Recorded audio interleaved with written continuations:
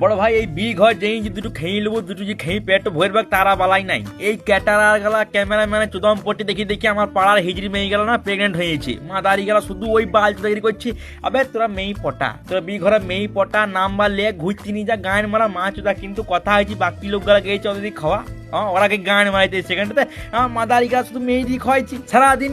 মেয়ে মানে ভ্যানটা এমন কই মেয়ে করছি মানে মেয়েই দেখা নাই। আবে তাবিজ করে এসছি ঘর থেকে কিন্তু মেয়েগুলোকে ডেকে দিতে ভনি চলে যাবো। হ্যাঁ বোকা মেয়ে আর ভ্যান আমি কি তোর ফুপা হয়? হ্যাঁ আমার খাওয়া আমাকে আমার সঙ্গে তো দুশ্মনী গেছে। হ্যাঁ সেই দিন ভাই আমি একটা বি ঘর গেছি, ঠিক আছে, একটা ক্যাটারে এসছে, ছেলে এসছে, ও সামনে আমার একটা মেয়ে বসেছে, ওকে এক্ষুনি খাওয়াইছি 3 মিনিট ধরে ওকে দিচ্ছি তখন দিকে যে হ্যাঁ মাংস নিয়ে। আমি এটা বলছি একটা হাড় দিন, হাড়, হ্যাঁ হাড় ওই চর্বিটা। আচ্ছা বলছি হ্যাঁ নিন, এটা একদম তুলতুলে নরম মাংস। তোর নরম মাংস বোকা চোদা, তুই চিবির মুখে ভরে দেবার নরম মাংস মারাইছি। আমার হাত শুকিনা আফগানিস্তান হয়ে গেছে, ভ্যান তো কিছু নাই তো গরম মার হাতে ঢেলে দিলাম তোমার।